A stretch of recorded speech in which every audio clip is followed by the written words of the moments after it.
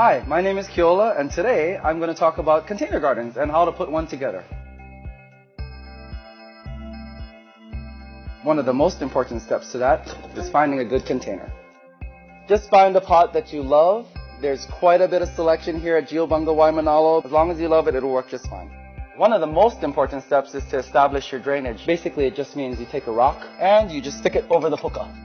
And what I normally will do is just hold it in place with cinder. I'm really careful about this part so I don't move my rocks. Now that provides excellent drainage, and we know that my plant's not going to drown in there. Always important to have great soil. When it comes to your plantings, you want to make sure you set them up for success. You can do bag soil, but I like to look for the presence of perlite, which is this little white stuff. I like to prime my soil and get it wet first so it's slightly moist before I do my plantings. You really want to bring several elements to make a full container garden. Kind of decide from the beginning if it's going to be a one-sided view or if it's going to be a 360 view. This guy is called Malia, and we're going to use this to establish our height in the foreground. They play really well with the plant selections I'll be using today.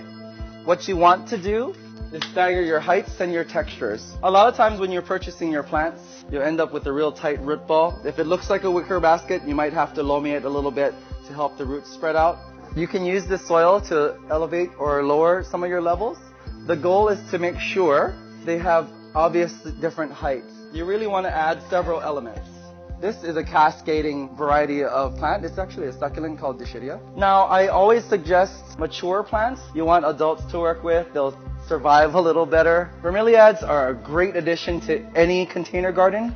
They're long-lived. They'll play well with your teas and your container plants. And they don't require a lot of space as far as their root system goes. This one's perfectly healthy, and you see how small the root system is. You always want to accommodate for their growth. These minis will stay fairly small and won't get much bigger, and these Brahms will perform very well. This will thrive for many years with the lowest amount of maintenance.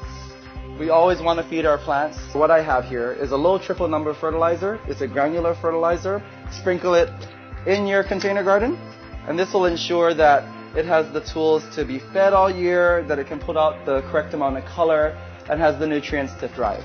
I like to top it with a little bit of Pele's hair, and what it does for me is allow for moisture to stay at the root level where the plant's readily able to use it.